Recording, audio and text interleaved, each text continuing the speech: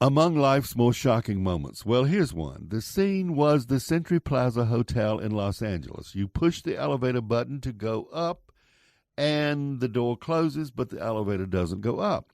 It goes down. I didn't know at the time that the elevator had been taken over by, some big power, like maybe the Secret Service or Big Brother. In any case, it went down, all the way down to the underground drive-in entrance. The door opened, and there stood Nancy Reagan. Oops, surprise time. Even I hadn't aspired to getting any kind of interview with her. She looked as shocked as I must have. She was standing alone, but there were two burly men who looked like over-the-hill football players standing in the background. Don't mess with them, but then they didn't seem to be interested in us.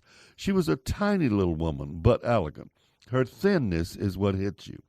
To continue the shock, she got on the elevator, and to continue the shock further, they didn't. So what do you say? I said, rather lamely, "Hi, Nancy." She looked at me in what had become a famous look of puzzled wonder. The Russians even were puzzled by it. She said nothing, but she nodded her head. The elevator went up, predictably, to the presidential suite. On this day, we remember Nancy Reagan and the Reagan years, and we realize that her passing is indeed the end of an era. As flags fly at half-mast around the country, a final farewell is planned for a First Lady who brought elegance to her position and had a part in the end of the Cold War. No one can imagine there being a President Ronald Reagan without Nancy. They were perfect for Valentine's Day. This was a frivolous little incident, but it mystifies me even today how the Secret Service allowed her to get on the elevator alone with me, a perfect stranger.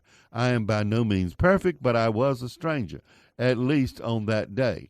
The other association with her was, now get this, listen up, it was in Phoenix, Arizona, where I was almost arrested for riding my bicycle across the corner of her adopted father's property. That's the wealthy surgeon that adopted her when he married her mother. Well, I didn't know what. I was just cutting the corner. I was staying at the Arizona Biltmore Hotel just 2 blocks away, a building that was designed by Frank Lloyd Wright.